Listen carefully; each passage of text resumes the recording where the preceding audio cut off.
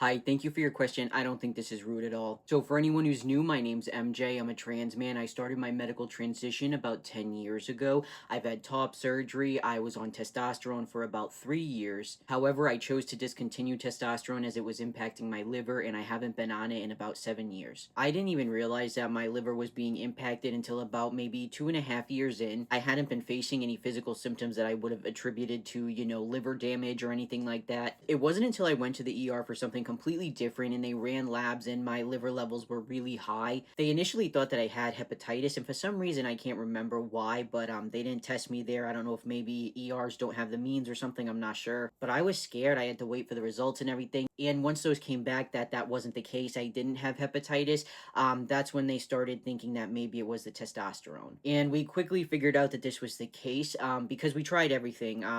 They tried lowering my dose and my levels would get better, but they wouldn't be great still. We would try like cycling me on it, like I'd take a break from it, and almost like clockwork, my liver levels would like almost immediately go back to normal. Within a week, my levels would be pretty good. But then once I started up again, it would immediately start impacting my liver. Even though I mentioned that back then I wouldn't have attributed like any physical symptoms I was experiencing to like liver issues or anything like that, there is one symptom that I do think is related. A physician has never told me that they were correlated, but I'm just kind of making an educated guess because it seems rational.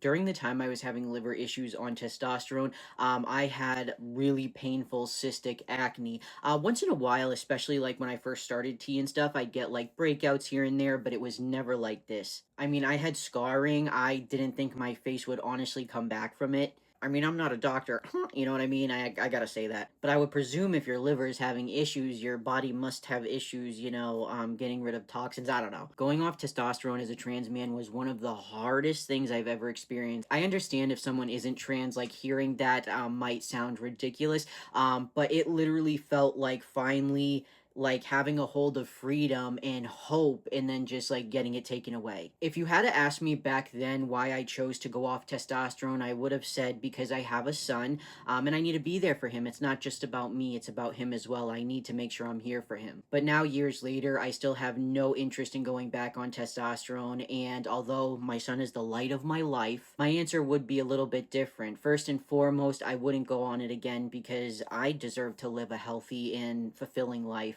And not at all to insinuate that trans people on hormone replacement therapy, like, don't live fulfilling lives. In a lot of instances, like HRT is what gives us the ability to do that. But for me personally, it did pose a risk to my health. And although, of course, being there for my son is a huge priority for me, I really had to focus on self care during that time. And it was really rough. And I had to just participate in a lot of like self discovery and just overall self care. I've learned to live a functional life without testosterone, which honestly, at one point, I didn't know if that was possible. And I've realized my value as a human and that, I deserve good health and I deserve to live a long life. Not just to be a parent, but to be an individual. I remember when I initially stopped testosterone, it was not received well by the trans community, actually. To this day, I do have other trans men, including my husband, who stuck by me through it and everything, which I'm so grateful for. But it was not always met with grace in the community, definitely not. There were some trans men who just felt like, well, if you're not willing to risk your life, then you don't want it bad enough. You're not trans enough.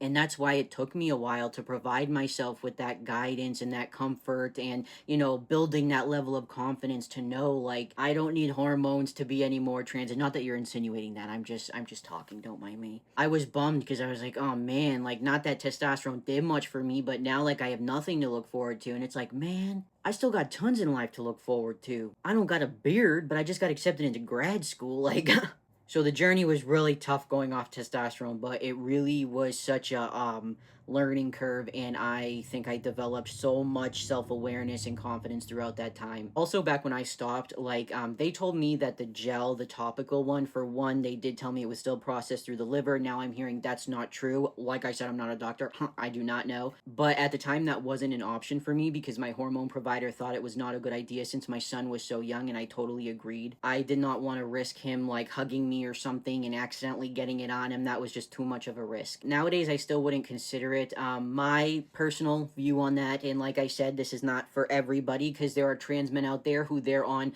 testosterone their whole lives and they thrive and do wonderful. But for me personally, just the fact that like I have had health issues, and testosterone, like, it does increase the risk for certain things like cardiovascular issues. I just think it's something that I really want to stay away from. So yeah, that's the tea on that.